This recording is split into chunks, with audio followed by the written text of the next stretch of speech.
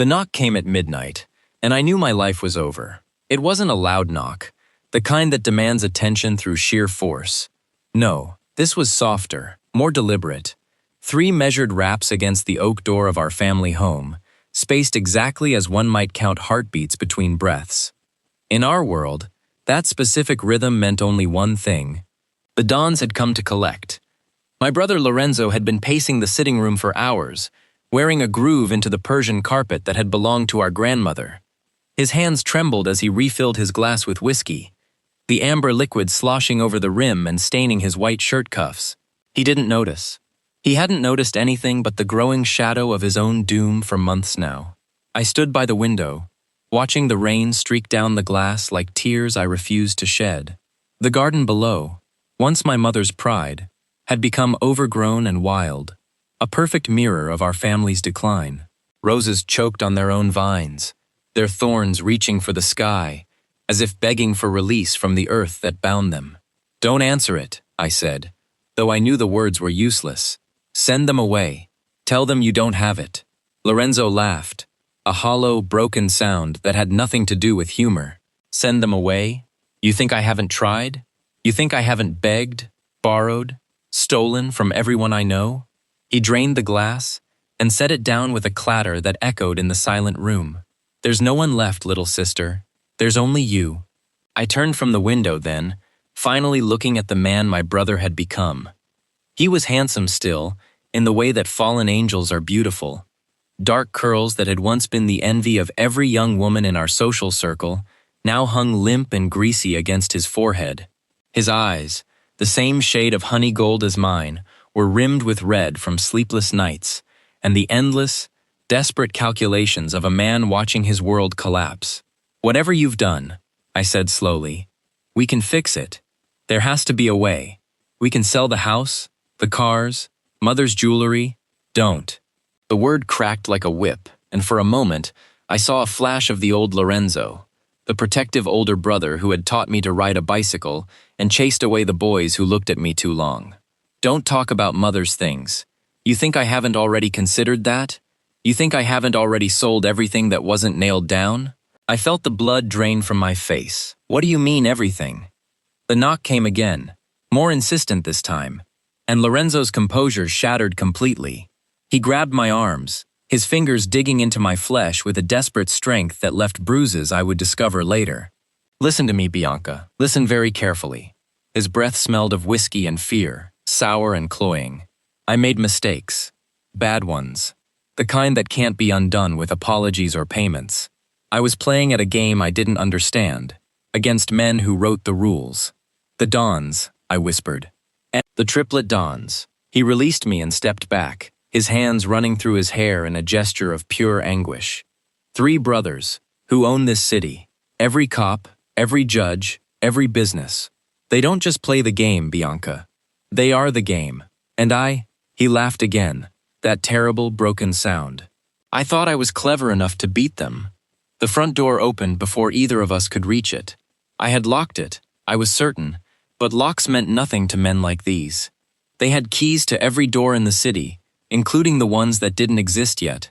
2 men entered the foyer, their footsteps silent on the marble floor despite the expensive leather shoes they wore.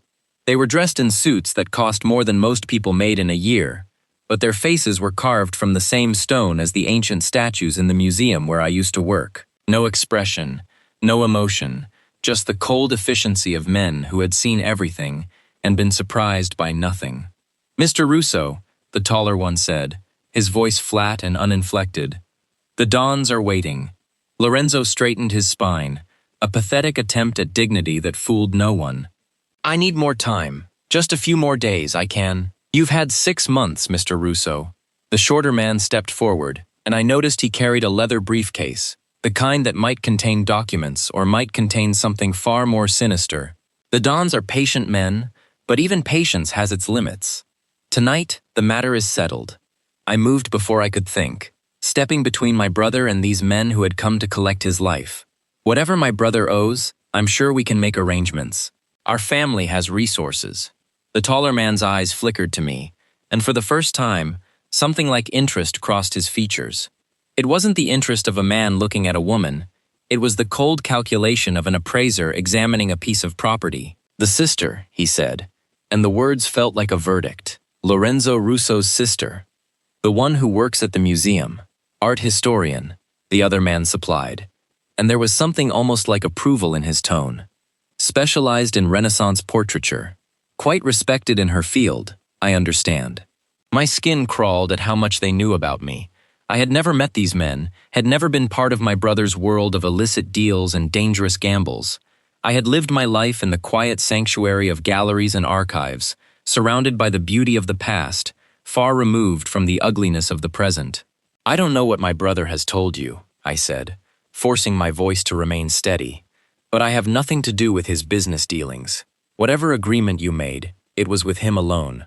The shorter man smiled, and it was the most terrifying expression I had ever witnessed.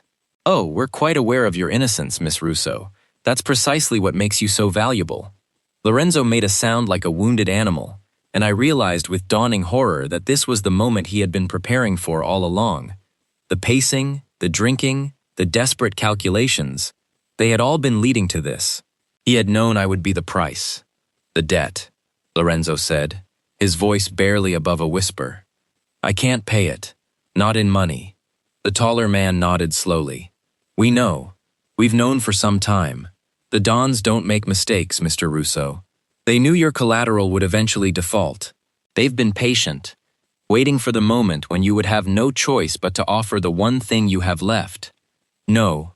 The word escaped me like a physical blow. No, you can't. This isn't. There are laws. There are. The shorter man laughed, a soft sound that somehow made my blood run colder than the earlier silence had. Laws, Miss Russo? In this city, we are the law. And the law says that when a debt cannot be paid in coin, it must be paid in kind. Lorenzo fell to his knees, and I hated him for it. I hated the pathetic desperation that had him clutching at the pant legs of the men who had come to destroy us. I hated the tears that streamed down his face, the incoherent pleas that fell from his lips. But most of all, I hated that he was my brother, the only family I had left, and I couldn't bring myself to feel pity for him. Please, he begged. Please, she's innocent. She knows nothing of this world. She's pure, untouched. I think that's rather the point, Mr. Russo. The taller man nudged Lorenzo aside with the toe of his shoe, the gesture contemptuous and dismissive. The DONS have no interest in the women who frequent their world. They're looking for something different, something with value beyond the usual currency. I backed away slowly, my mind racing through impossible calculations. There was no escape. I knew that. The house was surrounded. Probably had been for hours. The men were professionals. They would have planned for every contingency. But I wasn't a pawn to be moved at someone else's will. I was Bianca Russo, daughter of Elena and Antonio Russo, granddaughter of the woman who had built this family from nothing. I had inherited her strength, even if my brother had inherited none of it. I'll go willingly, I said, and both men turned to look at me with expressions of genuine surprise. But I have conditions. The shorter man's eyebrow rose a fraction of an inch. Conditions? The DONS want something valuable. Fine. But they get me, not a hostage, not a prisoner. If I'm to be their payment, then I come as myself, with my own mind and my own will. I won't be chained, I won't be caged, and I won't be forced to do anything that violates my conscience. The two men exchanged a look, and I could almost see the calculations happening behind their impassive faces. This was unexpected. They didn't like unexpected, but there was something else in their expressions too, a flicker of respect that I hadn't anticipated. The DONS won't accept conditions from the taller man began, but his partner cut him off. Let the DONS decide, the shorter man said smoothly. It's not our place to make judgments about what they will or won't accept. He gestured toward the door with a courtesy that felt like mockery. Shall we, Miss Russo? Lorenzo was still on his knees, still weeping, still begging. I stepped around him as if he were nothing more than a piece of furniture, and I felt the last thread of sisterly affection sever in my heart. You were always weak, I said, looking down at him. I just never realized how weak. Mother would be ashamed. The words hit him like a physical blow, and something in his eyes flickered. The old Lorenzo, the brother I had loved, But it was too late. That boy was dead, had been dead for a long time. The man on his knees was a stranger wearing my brother's face, and I had no more tears to shed for him. The rain had stopped by the time we reached the car, a sleek black vehicle that seemed to absorb the light around it. The interior was plush leather and polished wood, the scent of expensive cologne mingling with the lingering trace of rain. I settled into the back seat like a princess being escorted to her execution, my spine straight and my hands folded in my lap. "Where are we going?" I asked, even though I already knew the answer. "The compound," the taller man said, sliding into the seat across from me. "Where the Dons live and conduct their business. You'll be presented to them when they're ready to receive you. And when will that be?" He shrugged, a gesture that somehow managed to be both elegant and dismissive. "When they're ready. The Dons keep their own schedule." The drive through the city was surreal. We passed the familiar landmarks of my childhood. The museum where I had spent countless hours studying the masters. The cafe where I had shared coffee with colleagues and friends. The park where Lorenzo and I had played as children.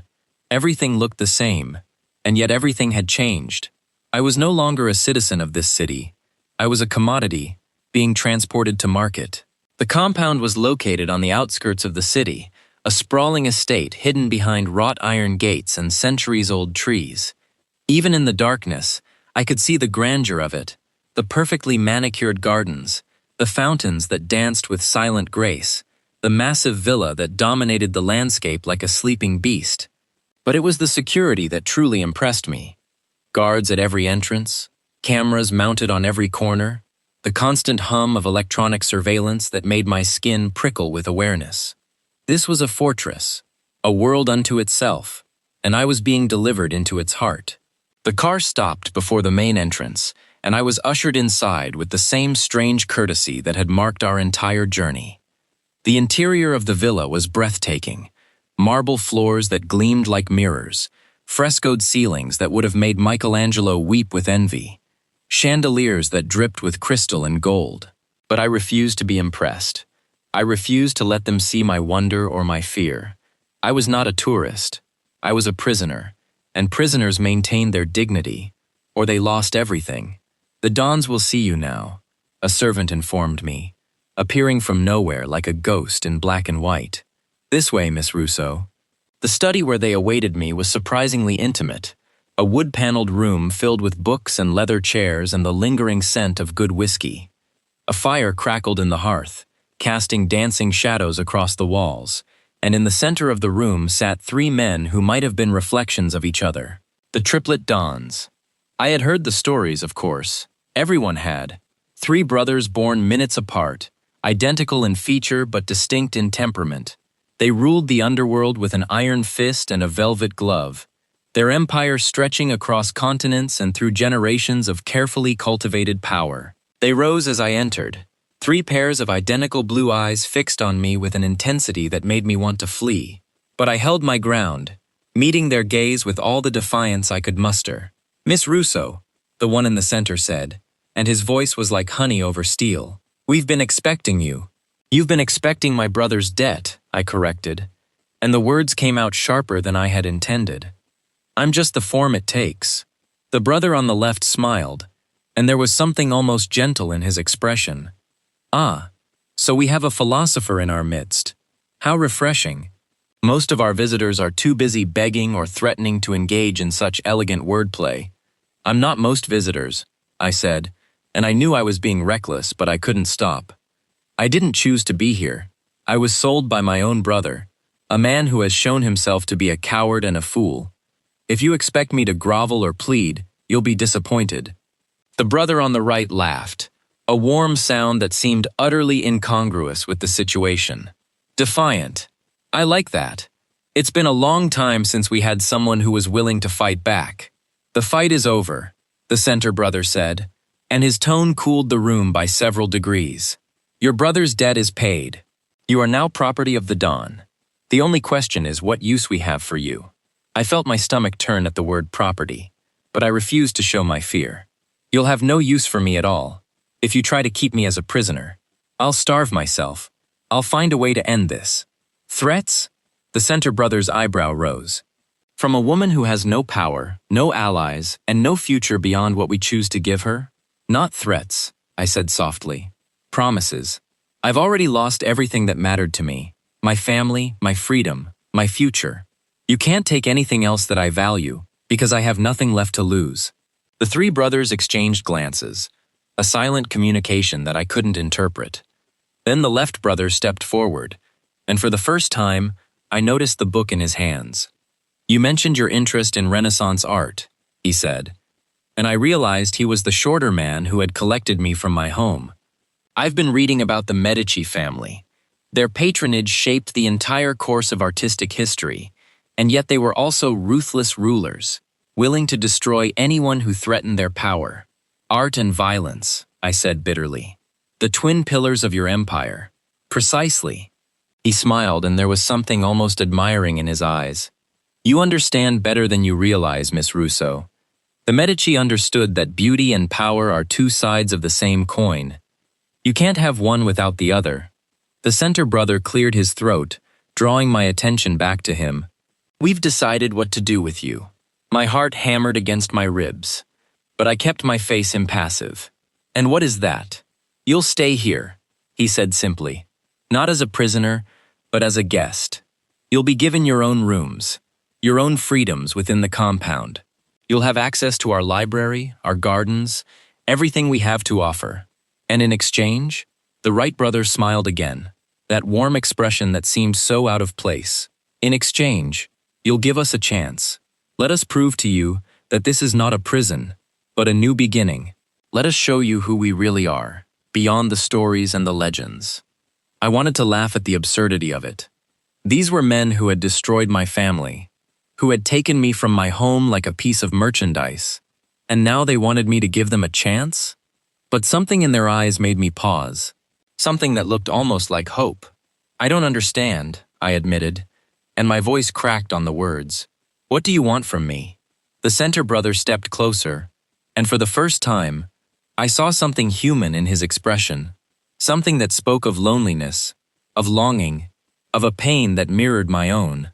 We want to know you, he said simply, the real you, the woman who quotes Medici philosophy while standing in the lair of her enemies, the woman who refuses to beg, even when begging might save her life.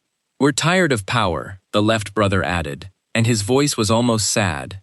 Tired of the endless games, the never-ending hunger for more.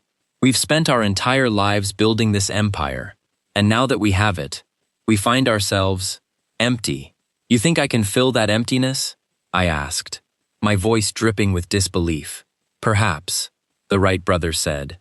Or perhaps we'll discover that you're just a woman, no different from any other. But we won't know until we try. It was madness. All of it was madness. And yet as I stood there in the flickering firelight, surrounded by three of the most powerful men in the world, I felt something shift inside me. Something that might have been hope or might have been the first stirrings of a plan. I was not a pawn. I was not a victim. I was a survivor, and survivors adapt. Fine, I said, and the word tasted like ash in my mouth. I'll stay. I'll give you your chance. But know this. I'm not doing this for you. I'm doing this because I have nowhere else to go, and because I refuse to let my brother's betrayal be the end of my story. The center brother smiled, and there was something almost tender in his expression. Fair enough, Bianca. Fair enough. And so began my new life, in the heart of the beast, surrounded by monsters who might have been angels in disguise. I had no idea what the future held, but I knew one thing for certain. I would never be the same woman who had watched the rain fall on her mother's dying garden. I would be something new, something forged in fire and pain, something that would rise from the ashes of everything I had lost. I would be vengeance and healing, and perhaps even love. But that was a story for another day. For now, I was simply Bianca Russo, the woman who had been sold by her brother to three men who might have been gods, or might have been devils. And I was determined to write my own ending. The days that followed my arrival at the compound blurred together like watercolors left too long in the rain. I kept to my rooms at first, a suite of chambers that would have made royalty envious, with windows that overlooked gardens so perfectly maintained They might have been painted by one of the Renaissance masters I had spent my life studying. But beauty could not mask the truth of my captivity. Every door locked from the outside, every window reinforced with bars disguised as elegant ironwork, every servant who moved through my space with silent efficiency. I was a prisoner in a gilded cage, and no amount of silk or velvet could change that fundamental reality. The first week passed in a haze of isolation. Meals appeared on silver trays, untouched by human hands as far as I could tell. Books materialized on my nightstand, volumes I had mentioned in passing during that first conversation with the DONS. My favorite tea, a blend I had not tasted since my mother's death, arrived each morning in a porcelain pot that had probably cost more than my entire apartment. They were watching me, I knew, studying me like a specimen under glass, cataloging my preferences and my weaknesses. I refused to give them the satisfaction of engagement. I ate when I had to, slept when I couldn't keep my eyes open, and spent the rest of my time staring out at the gardens and plotting my escape. But escape was impossible. I knew that even as I entertained fantasies of climbing out the window or bribing a servant, the compound was a fortress, and I was its most treasured prisoner.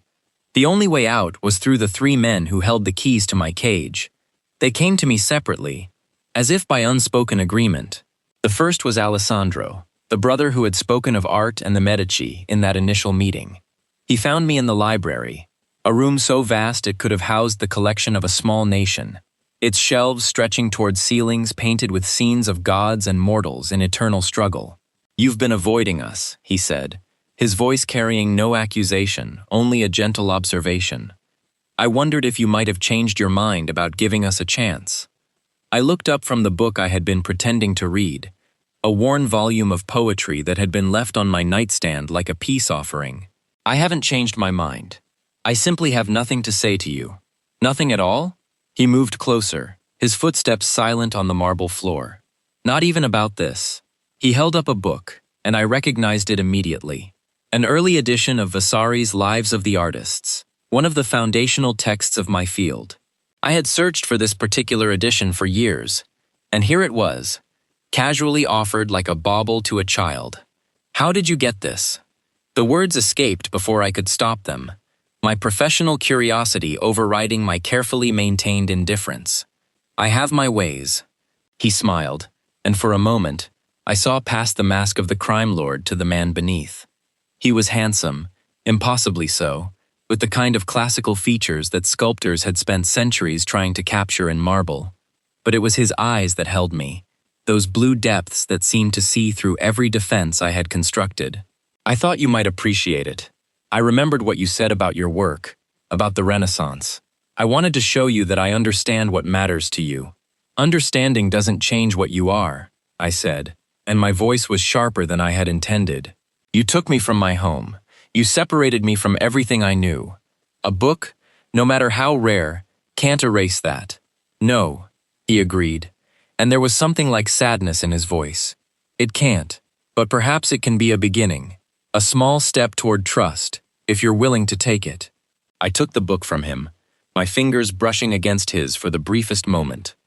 The contact sent a shock through me, something electric and unexpected that I immediately suppressed.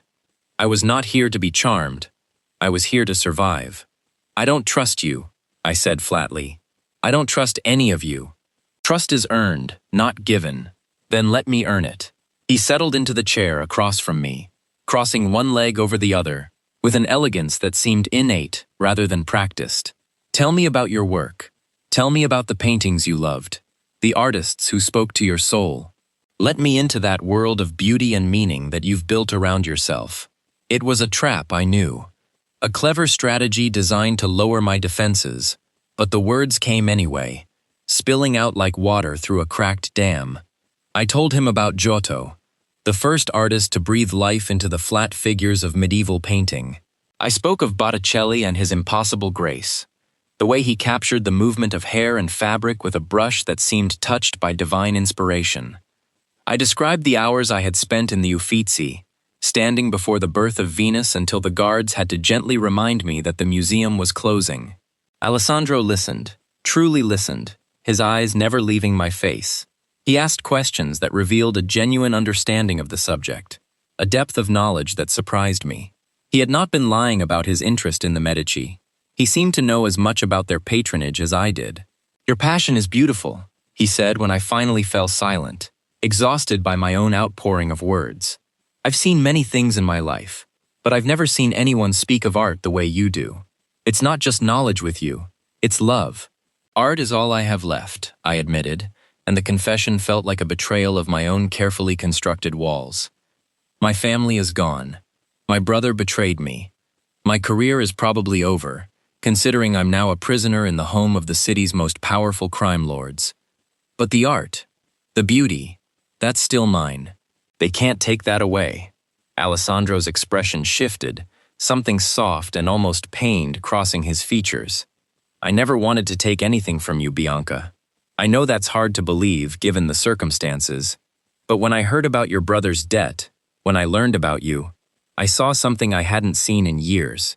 A woman of strength and integrity who had been wronged by fate and family. I wanted to offer you something different from what you had known." "Different how?" I asked, and the question was genuine. I truly didn't understand what he was offering. "A place," he said simply. "A purpose. A chance to be more than just a victim of your brother's cowardice. You have so much to offer the world, Bianca. I want to help you see that." It was seductive. This vision he painted. A world where I was not a prisoner but a partner. Not a victim but a victor. I wanted to believe it.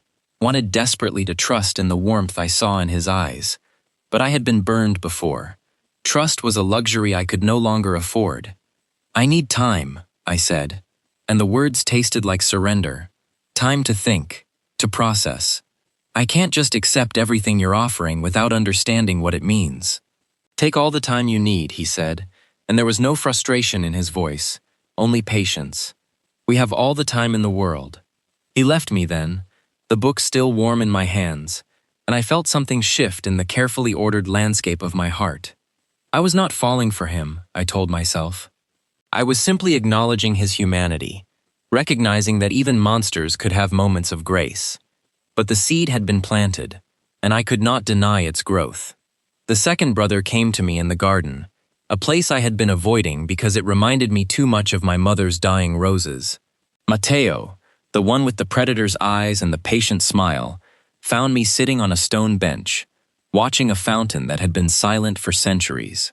"You don't like the garden," he observed, settling beside me with a casualness that felt deliberately disarming.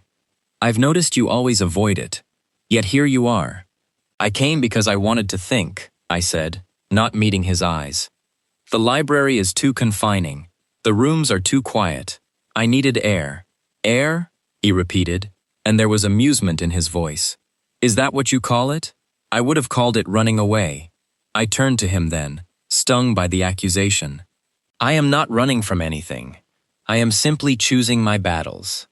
"Admirable," he said, and his eyes held mine with an intensity that made my breath catch. A woman who knows her own mind is a rare thing in our world. Most people, especially the ones who come to us as collateral, are too afraid to think for themselves. "You're different, different," I echoed bitterly. "Is that why you chose me? Because I was different from the others?" Matteo considered the question carefully, and I realized he was not the kind of man who rushed into anything. Everything with him was measured, deliberate, calculated. It was both terrifying and, I hated to admit, reassuring. "Your brother made a deal," he said finally. "We honored that deal. But when we saw you, when we saw the way you stood your ground and refused to beg, we knew you were meant for something more than just another transaction." "I'm not meant for any of this," I said, and the words came out more vulnerable than I had intended. I was meant to spend my life studying art, writing books, teaching students. I was meant to marry someone kind and boring, have children, grow old in peace. None of this was supposed to happen. Matteo laughed, a sound that held no mockery, only something like wonder. "You think any of us was meant for this life? You think I woke up one morning and decided to become a crime lord? We were born into it, Bianca. Raised in it, shaped by it. We never had a choice. Then why don't you leave?" I demanded, and the question surprised me as much as it did him. "If you hate it so much, Why don't you walk away? Because walking away would mean death, he said simply. Not just for us, but for everyone we've ever loved. This life, this world, it doesn't let go. The only way out is through, and even then, the scars remain. I looked at him then, really looked, and I saw something I had missed before. The weariness behind his eyes, the weight of choices that could never be unmade. He was not just a predator, he was also a man who had been hunted, who had survived by becoming the hunter. I'm sorry, I said, and I meant it. I didn't understand. No one does, he said, and there was no self-pity in his voice, only a weary acceptance. That's the tragedy of our existence. We're monsters to the world, and the world is monsters to us. But we're still human, still capable of feeling, of caring, of loving. We're just not allowed to show it. I reached out, without thinking, and touched his hand. The contact was brief, barely a brush of skin against skin, but the reaction was immediate. His eyes widened, something raw and vulnerable flickering in their depths, and I saw the loneliness he had been hiding behind all that predatory confidence. Why are you telling me this? I asked. Why are you showing me this side of yourself? Because I want you to see us as we really are, he said. Not as the monsters of legend, but as the men we actually are. Flawed, broken, but still capable of something more. I want you to know us, Bianca. I want you to know everything. It was a plea, dressed in the armor of casual conversation, and against all my instincts, against every lesson I had learned about self-preservation, I found myself wanting to answer it. I want to know too, I admitted, and the words felt like the first step on a path I couldn't see the end of. But I'm scared. Of us?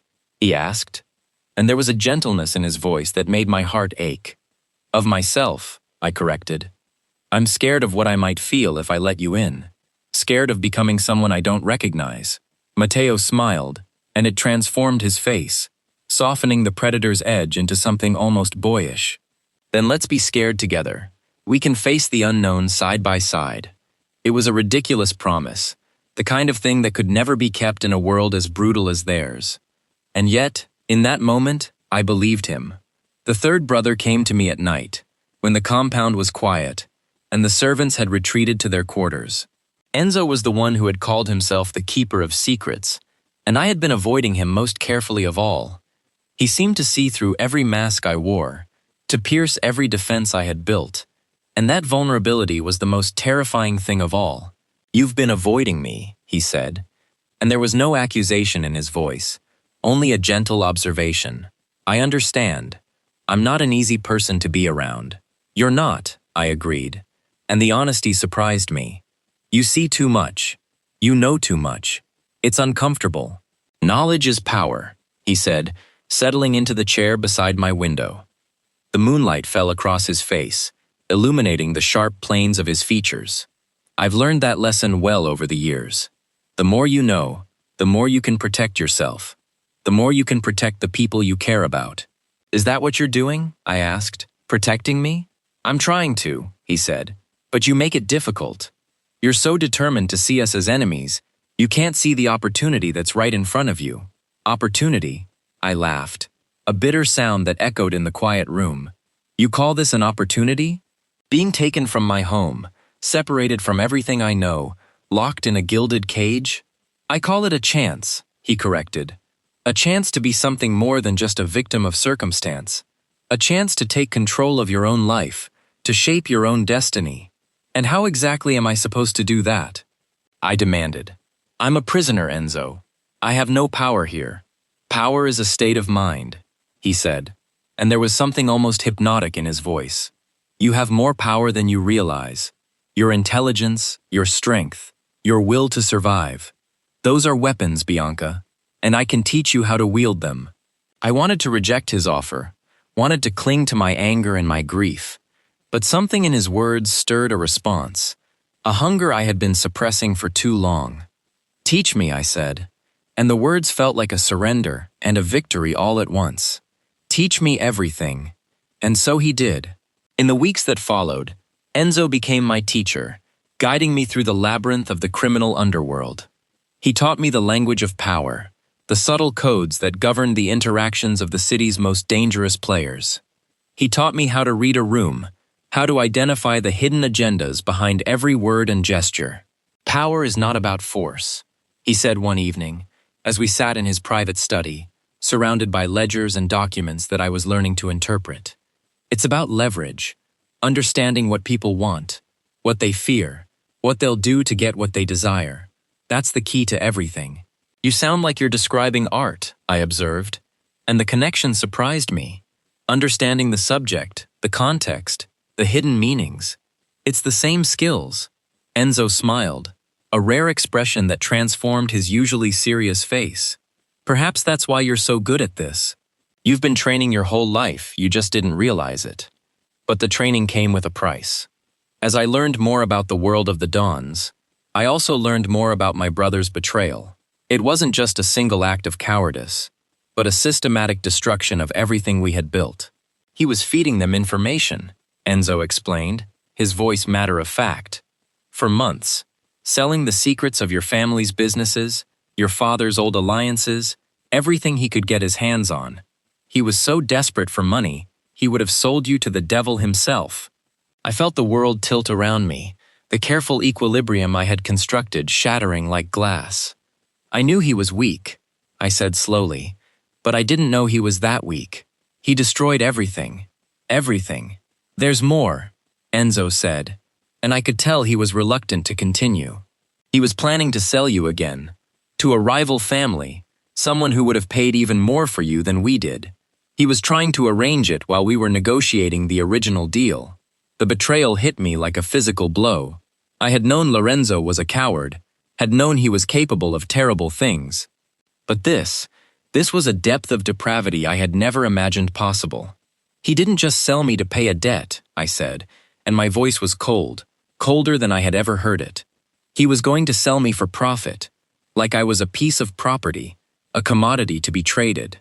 Yes, Enzo said simply, and that's why I'm telling you this. You need to know who he really is, what he's really capable of. You need to be able to face him with your eyes open. Face him. I looked up, meeting Enzo's eyes with a new understanding. You're going to bring him here. Eventually, Enzo confirmed. We've been tracking him, watching his movements. He's been hiding, trying to avoid the rival family who now wants his head, but he can't hide forever, and when we find him, you'll be there. It wasn't a question, and I didn't treat it as one. I'll be there, I agreed, and I could hear the change in my own voice, the hardening of my heart that had been happening for weeks. I want to see his face when he realizes what he's done. I want to watch him understand that he's not the clever one, that he's been outplayed by the people he thought he could manipulate. Good, Enzo said, and there was something like approval in his voice. That's exactly the response I was hoping for. You're becoming the person you were meant to be, Bianca. Strong, capable, ruthless when necessary. It's beautiful to watch. I wasn't sure if I believed him, wasn't sure if this transformation was something to be proud of or something to fear. But I couldn't deny the rightness of it, the sense of purpose that had been missing from my life for so long. I want to help, I said, and the words surprised me even as I spoke them. I want to be part of this, not just as a victim, but as a participant. I want to help you destroy him. Enzo studied me for a long moment, his eyes searching my face for something I couldn't identify. Then he nodded, and there was a respect in his gaze that I hadn't seen before. You're ready, he said. More than ready. You've been ready your whole life, Bianca. You just needed someone to show you the way. And in that moment, I understood what had been happening all along. This wasn't just about my brother's betrayal, or the Don's determination to own me. This was about something deeper, something more profound. I had been forged in fire, and I would emerge from the flames as something new, something that had never existed before, something that would change everything. I didn't know what the future held. I didn't know if I would ever escape this compound, or if I would even want to. All I knew was that I was no longer a victim. I was a survivor, and survivors write their own stories. My brother had gambled my life away, but he had also given me something I never would have found on my own. The strength to become the woman I was always meant to be. And when the time came for his reckoning, I would be ready. I would be vengeance incarnate, the justice he had never expected. And I would do it with the 3 men who had captured my body, my mind, and my heart. The night my brother returned to the city, I felt it before I was told. A shift in the atmosphere, a change in the way the servants moved through the halls of the compound. Even the three men who now held my fate in their hands seemed different, more alert, more watchful. Lorenzo had been hiding for months, moving from one safe house to another, always one step ahead of the rival family he had tried to sell me to. But the DONS network was vast, their reach extending into every corner of the underworld. There was nowhere he could go that they wouldn't find him eventually. They came to me together, the three brothers, their faces grave and their eyes watchful. I had grown accustomed to their presence over the weeks, had learned to read the subtle differences in their expressions, the small gestures that revealed their thoughts. Tonight, they were united in purpose, and that purpose was me. "Your brother has been found," Alessandro said, and his voice carried a gentleness that felt almost like compassion. "He's been brought to the compound. He's waiting for you." I felt my heart quicken, felt the familiar surge of anger that had been building for months. But I had learned to control my emotions, to channel them into something more useful than rage. I had been trained by Enzo, shaped by Matteo, softened by Alessandro. I was no longer the woman who had been dragged through the doors of this compound. "I want to see him," I said, and my voice was steady, calm. Alone. The three brothers exchanged glances, a silent communication that I had learned to read. They were reluctant, I could see that. They wanted to protect me, to shield me from the pain that seeing my brother would bring. But they also understood that this was something I needed to do, something I had to do. "We'll be nearby," Matteo said, his voice firm. "If anything goes wrong, we'll be there in seconds." "Nothing will go wrong," I assured him. "I'm not the woman I was when I arrived here. I'm not going to fall apart." The room where Lorenzo was being held was one I had never entered before, a windowless chamber at the heart of the compound that I had always assumed was used for more nefarious purposes. It was surprisingly comfortable, furnished with leather chairs and a small table that held a decanter of whiskey. My brother sat in one of the chairs, his hands cuffed in front of him, his face drawn and pale. He looked terrible.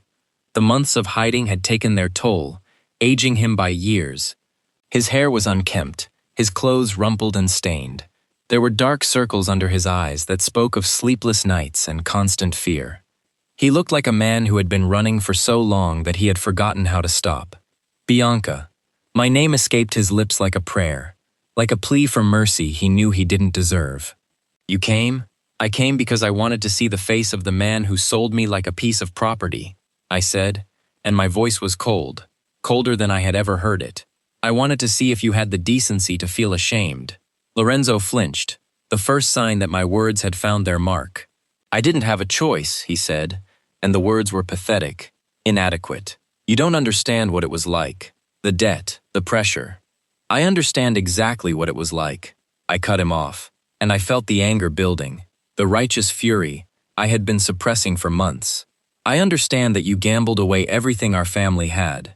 I understand that you were going to sell me to a rival family for even more money. I understand that you are a coward and a traitor, and that you deserve every bad thing that has ever happened to you."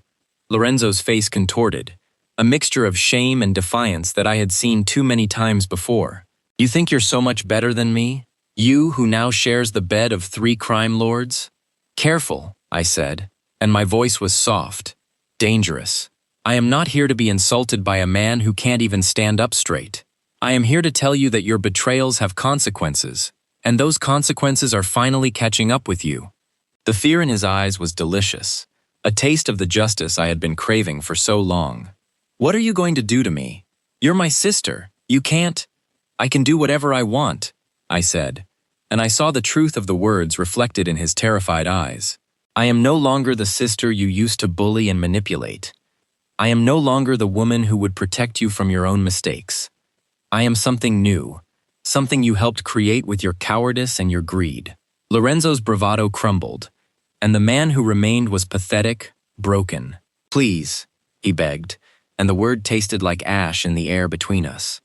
"Please, Bianca. I'm sorry. I'm so sorry. I know I don't deserve your forgiveness, but please." "Forgiveness?" I laughed, and the sound was bitter, edged with the pain of months of betrayal. You want forgiveness? You sold me to monsters. You destroyed our family's legacy. You killed our father with your constant need for more. And now you want forgiveness?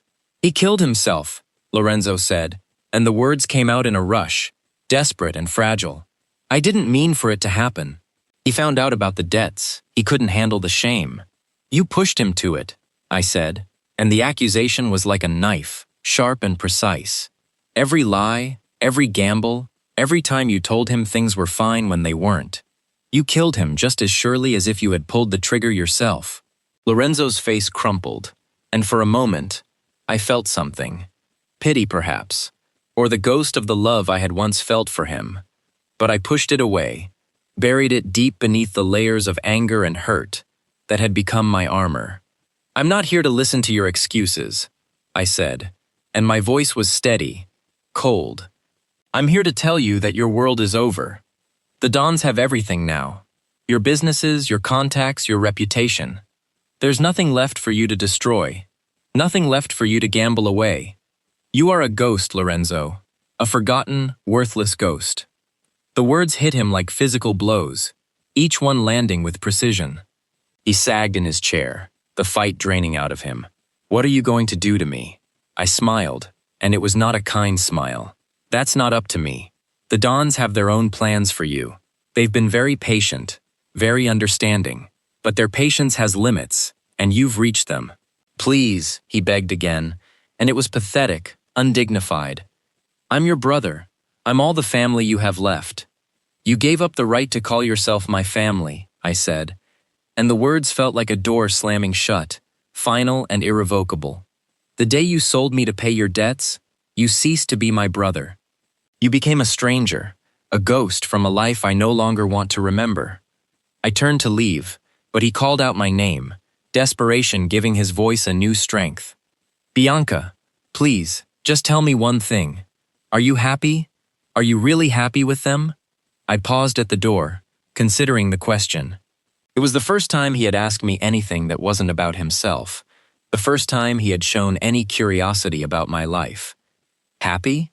I repeated, and I let myself feel the full weight of the word. I don't know if happy is the right word, but I'm free.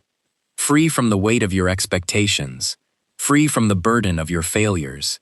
I'm finally my own person, and that's worth more than any happiness I could have found in the life you left me. Lorenzo's face collapsed, all the hope draining out of it. I'm sorry, he said, and for the first time, I believed he meant it. I'm so sorry, Bianca. I never meant to hurt you. I didn't know how to stop. Neither did I said, and there was something like sadness in my voice. But I learned, and now so will you. I left him there, alone with his guilt and his fear, and I didn't look back. The guards would come for him soon, would take him to wherever the Dons kept their most valuable prisoners. I didn't know what his fate would be, and I didn't care. Whatever happened to him, he had earned it. The three brothers were waiting for me in the study, their faces a mixture of concern and curiosity. They had been watching through the hidden cameras, I knew. They had seen everything, heard everything, and they had trusted me to handle it on my own. It's done, I said, sinking into the nearest chair.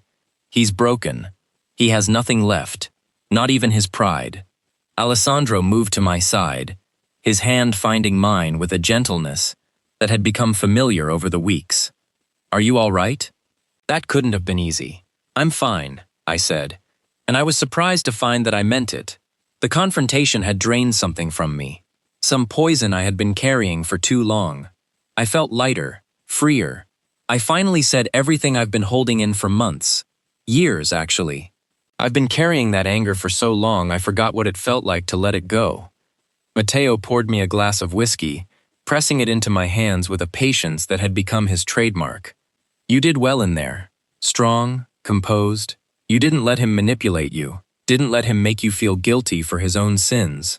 I've had good teachers, I said, and I looked up at the three of them. These men who had started as my captors and become something so much more.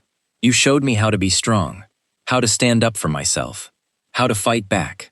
Enzo was watching me with that intense gaze of his, seeing things I couldn't even see in myself. You were always strong, he said. We just helped you find it. The words felt like a benediction, a validation of everything I had been through. I had come to this compound as a victim, a piece of property being traded to pay a debt. And now, I was something else entirely. I was a partner, a confidant, a woman who held her own in a world of men who thought they could break her. What happens now? I asked, and the question was genuine. Now that Lorenzo is taken care of, what happens to me? The three brothers exchanged glances again, that silent communication I had come to understand. Then Alessandro spoke, his voice gentle but firm. That's up to you. You can stay here, with us. Or you can leave. Go back to the life you had before. We won't stop you. Leave? I repeated, and the word felt strange on my tongue. Where would I go? My family's home is gone. My career is probably destroyed, and the world outside these walls doesn't know the person I've become. I don't fit there anymore. Then stay, Matteo said, and there was an intensity in his voice that matched his eyes. Stay with us. Not as a prisoner, not as payment. Stay as our partner, our equal. The offer was everything I had wanted, everything I had been afraid to hope for. These men had taken everything from me, and now they were offering it all back, with interest. But there was still a part of me that held back, a part that remembered the fear, the uncertainty, the helplessness. How do I know this is real? I asked.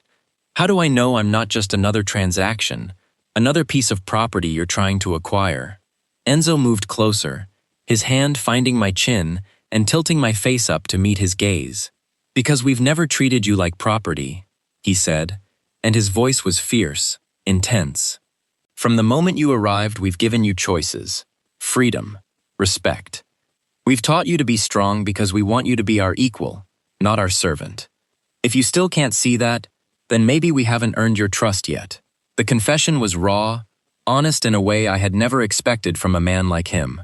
I looked from Enzo to Matteo to Alessandro, and I saw the same thing in all their eyes. Vulnerability, longing, hope. They were monsters, yes. They had done terrible things, would do terrible things again. But they were also human, and they had opened themselves to me in ways they had never opened to anyone else. I want to stay, I said, and the words felt like a surrender and a victory all at once. I want to see what we can build together.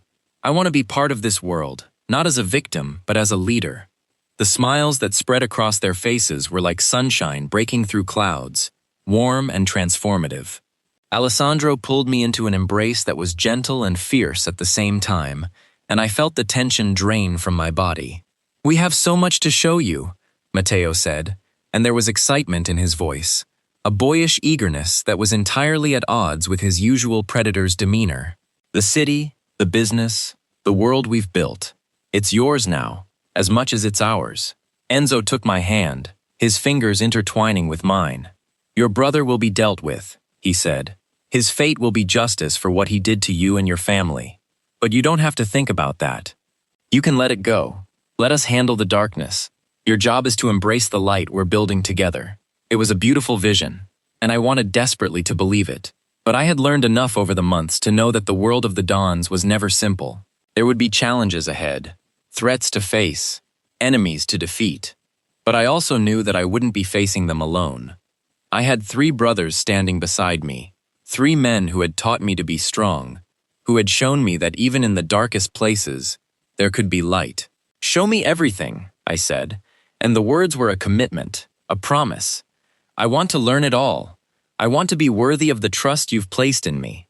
The hours that followed were a blur of information and revelation. They showed me the networks they had built, the alliances they had forged, the enemies they had neutralized. I saw the scope of their empire, and I understood for the first time why they had seemed so untouchable, so powerful. But I also saw the cracks in their armor, the vulnerabilities they had kept hidden from the world. They were not invincible. They were just very good at pretending to be. And that, more than anything else, made them human. You've done incredible things, I said, and I meant it. You've built an empire that most people could only dream of. But you've also built a family, a trust, a bond that goes beyond blood.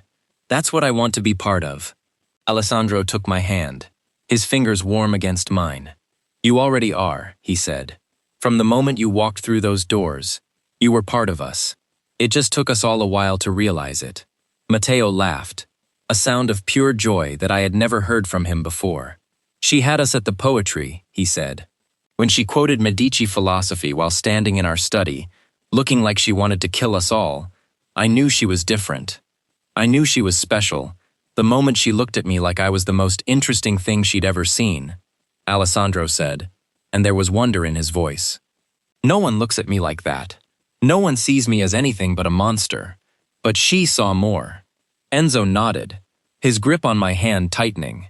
I knew it when she said she wasn't afraid to die, he said. When she threatened to starve herself, rather than be our prisoner. That kind of strength, that kind of will, it's rare. It's precious. And I knew I couldn't let it go. The confessions washed over me like a tide, warm and overwhelming. These three men, who had seemed so terrifying and untouchable, were revealing their hearts to me, showing me the vulnerability behind the masks they wore for the world. I'm still not sure I understand, I said, and I was being honest. Why me? Out of all the women in the world, why did you choose me? Alessandro reached out, tucking a strand of hair behind my ear with a tenderness that made my heart ache. Because you were never just a transaction, he said. You were a person, a real, complicated, beautiful person, who had been hurt by the people who were supposed to protect her. We saw ourselves in you, and we wanted to save you from the fate that had almost consumed us. It was the most beautiful thing anyone had ever said to me, and I felt tears prickling at the corners of my eyes.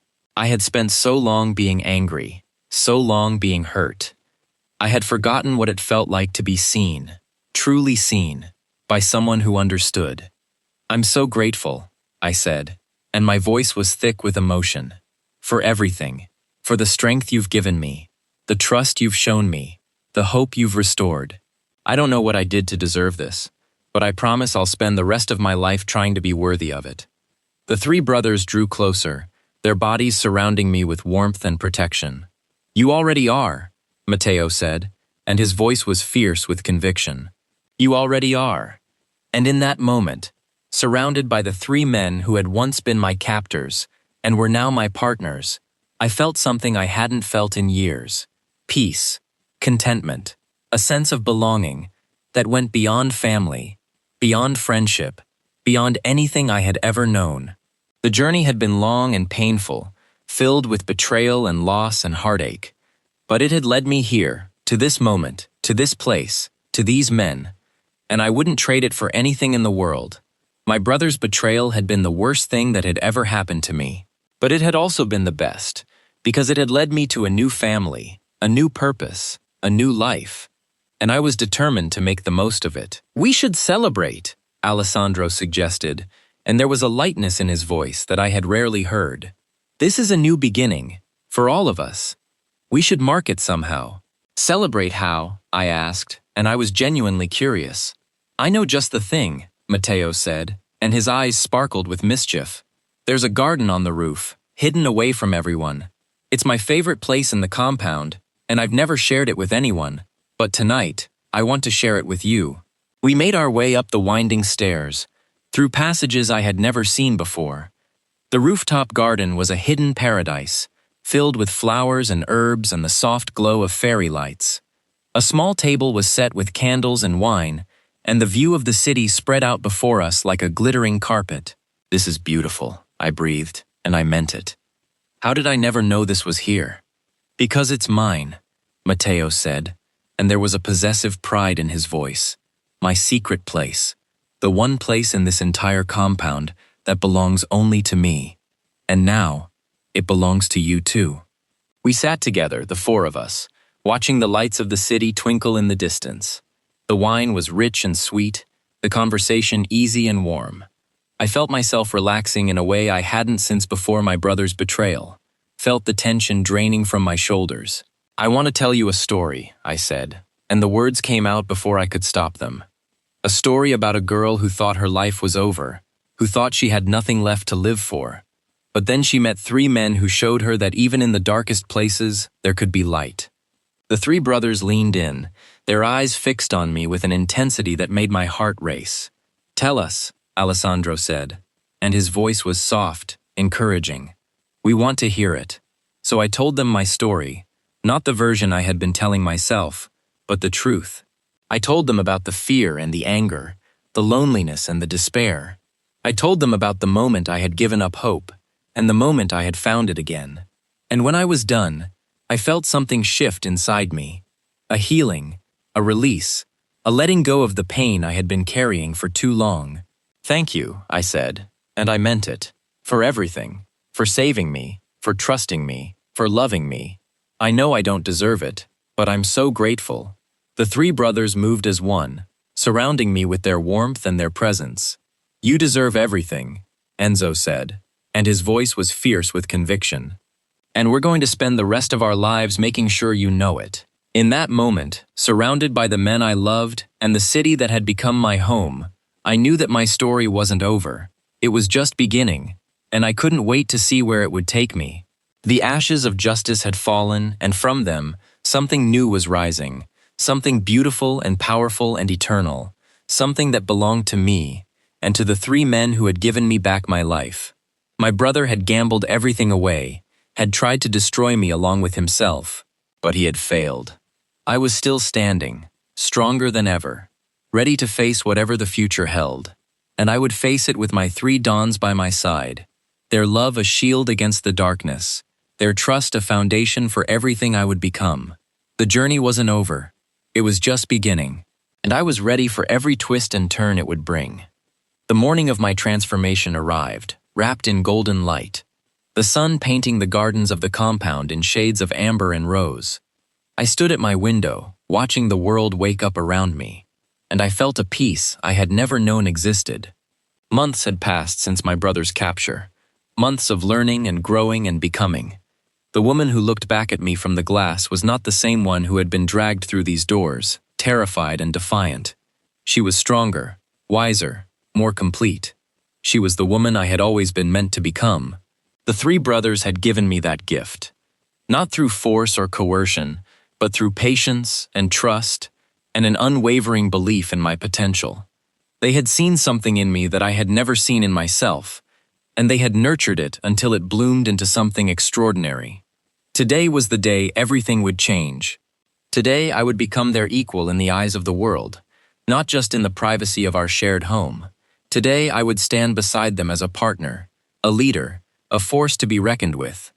Alessandro found me in my rooms, his eyes soft with emotion. "You're ready," he said, and it wasn't a question. He knew me too well to doubt. "I've been ready for months," I replied, and I meant it. I just needed to believe it myself. He crossed the room, his hand finding mine with a familiarity that felt like home. "We've prepared everything. The ceremony, the witnesses, the declaration. When we walk out there together, everyone will know that you are not just our consort. You are our equal, our partner, our queen." The word sent a shiver through me, equal parts excitement and apprehension. Queen. It was such a heavy word, carrying centuries of expectation and responsibility. But I had earned it, had fought for it, had bled for it. I would wear it with pride.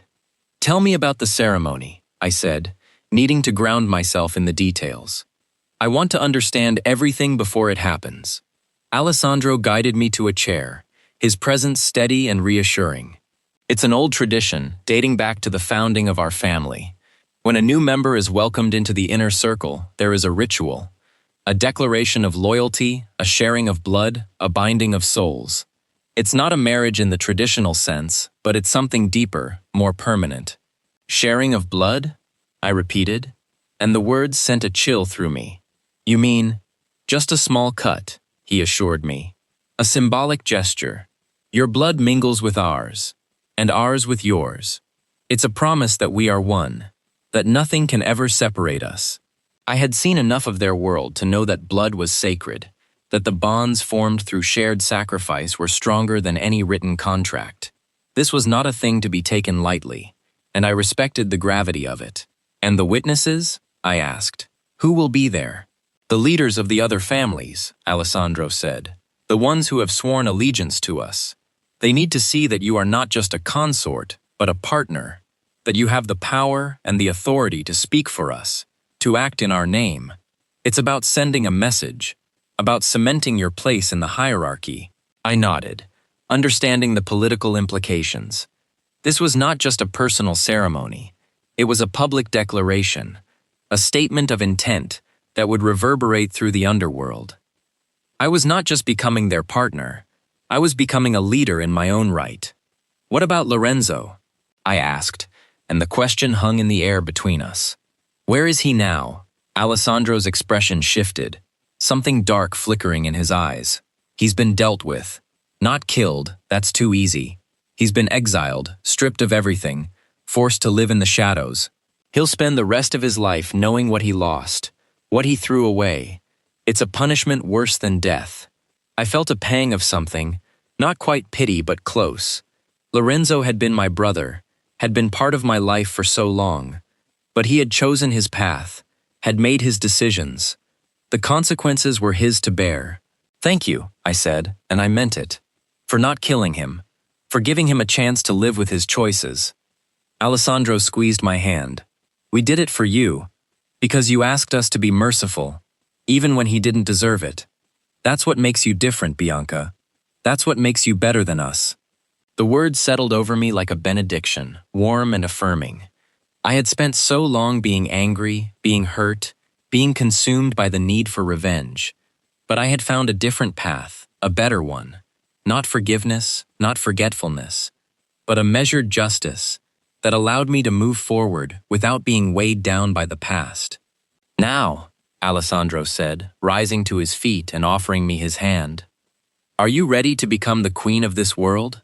I took his hand, feeling the strength of his grip, the steadiness of his presence. I've been ready my whole life, I said. I just didn't know it until now. The ceremony was held in the great hall of the compound, a space I had only glimpsed in passing. It was vast and imposing, with soaring ceilings and walls lined with tapestries that told the story of the family's rise to power. Candles flickered in every corner, casting dancing shadows across the faces of the gathered witnesses. I walked down the aisle alone, my spine straight and my head held high. This was my moment, my transformation. I had earned the right to walk into this hall as a woman of power, and I would not diminish that by clinging to anyone's arm. The three brothers waited for me at the altar, their faces grave and their eyes shining with pride. They were dressed in formal black, their usual severity softened by the occasion. For the first time, I saw them as they truly were. Not monsters, not criminals, but men who had found something worth fighting for in the chaos of their lives. The ceremony was ancient and solemn, a ritual that had been performed for generations. I spoke the words of loyalty, my voice steady and clear. I felt the slight sting of the blade as we mingled our blood, watched as the drops fell into the chalice that bound us together.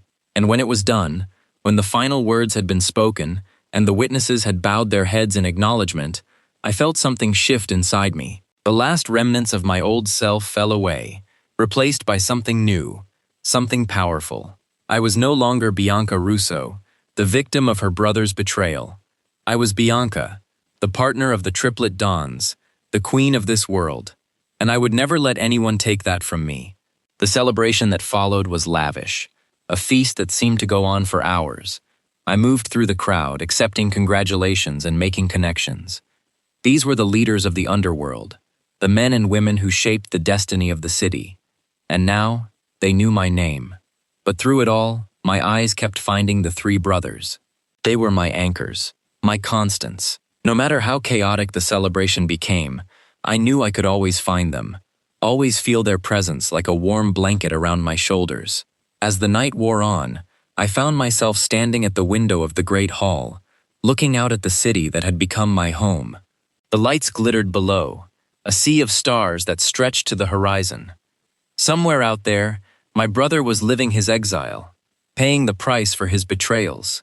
And somewhere out there, my mother's legacy was being reshaped, reimagined, reborn. Alessandro appeared beside me, his hand finding mine. What are you thinking about? The future, I said honestly. The past, everything that brought me here.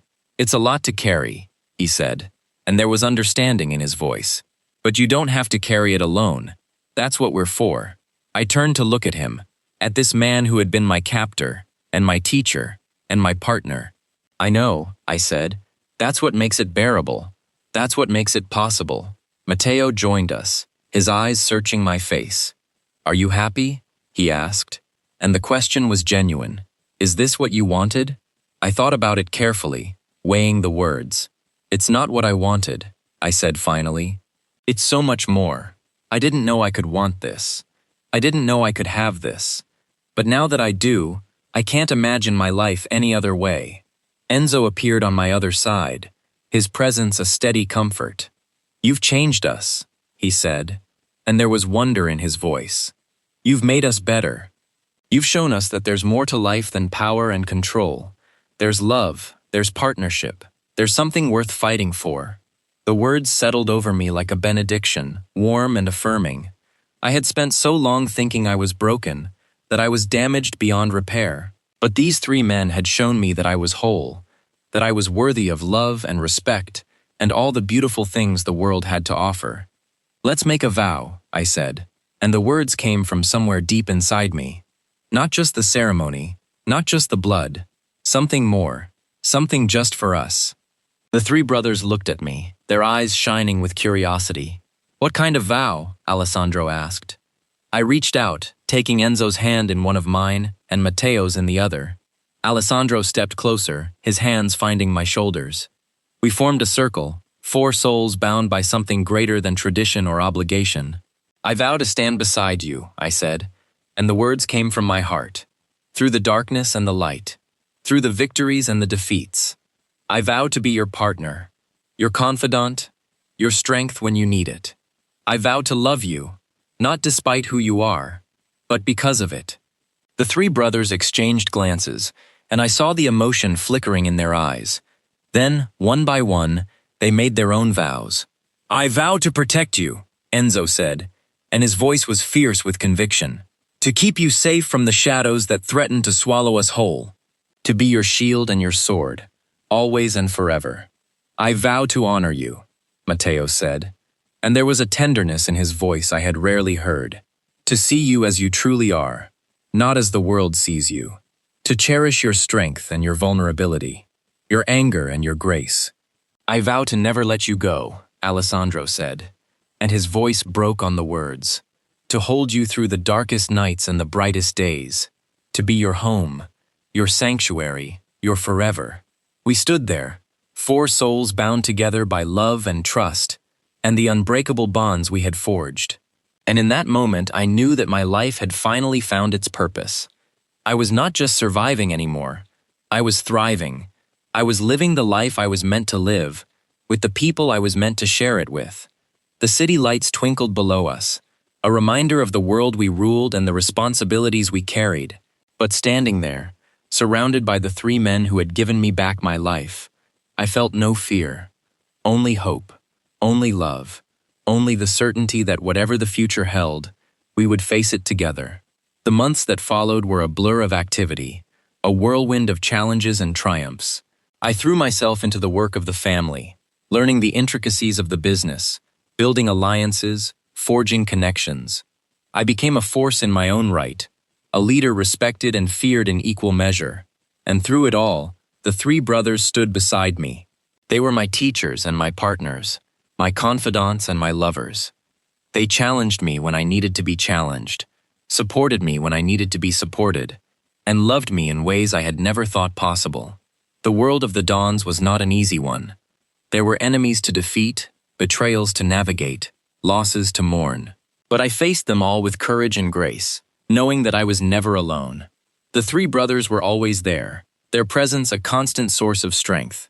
One evening, as we sat in the rooftop garden that had become our sanctuary, I looked at the 3 men who had changed my life. I never thought I could be this happy, I said honestly. I never thought I could find this kind of peace. Alessandro reached out, his fingers brushing against my cheek. You deserve it, he said, more than anyone I've ever known. You've earned every moment of this happiness. Matteo nodded, his eyes soft with affection. You've shown us what it means to be truly alive, he said. You've shown us that there's more to life than the game, the power, the constant struggle. You've shown us how to love. Enzo took my hand, his grip warm and steady. "And we will never let you go," he said. "That was our vow, and we meant every word. You are ours, and we are yours, forever." The words settled over me like a warm blanket, wrapping me in love and security. I had come to this compound as a victim, a piece of property to be traded and used. I had left it as a queen, a partner, a woman who had found her true self in the most unexpected of places. My brother had gambled my life away, had tried to destroy everything I was, but he had failed.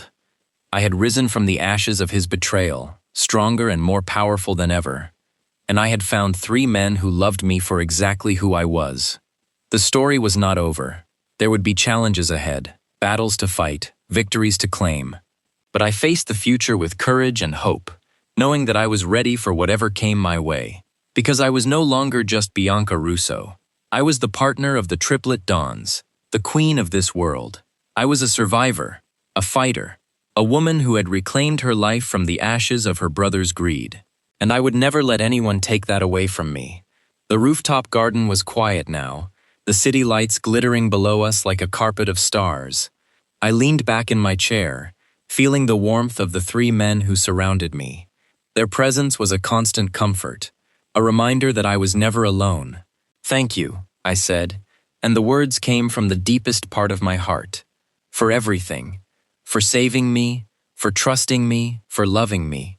I never thought I could have this, but now that I do, I'll never let it go. Enzo smiled, a rare expression that transformed his usually serious face. "We should be thanking you," he said. "You saved us from ourselves. You showed us that there's more to life than power and control. You showed us how to love." Matteo nodded, his eyes shining with emotion. "We were lost before you came," he said, "wandering through our lives without purpose, without meaning. But you changed all that. You gave us something to fight for, something to believe in." Alessandro leaned in, his lips brushing against my forehead. "And we will spend the rest of our lives being worthy of you," he said. "That's our vow, that's our promise, forever and always." The words hung in the air between us, a sacred promise that bound us together. I had found my place in the world, my purpose, my family. I was no longer just a victim of my brother's betrayal. I was a survivor, a fighter, a woman who had reclaimed her life and built something beautiful from the wreckage. The future stretched out before me, full of possibilities and challenges, but I faced it with courage and hope, knowing that I was ready for whatever came my way. Because I was no longer alone, I had 3 brothers standing beside me, 3 men who loved me, 3 partners who would never let me fall. My story was not over, it was just beginning, and I couldn't wait to see where it would take me. If you enjoyed this story of love, betrayal, and redemption, please like and subscribe to my channel for more captivating tales of romance, power, and the unbreakable bonds of the heart. Your support helps me create more stories that will keep you on the edge of your seat. Don't forget to hit that notification bell so you never miss an update. Thank you for reading, and I'll see you in the next story.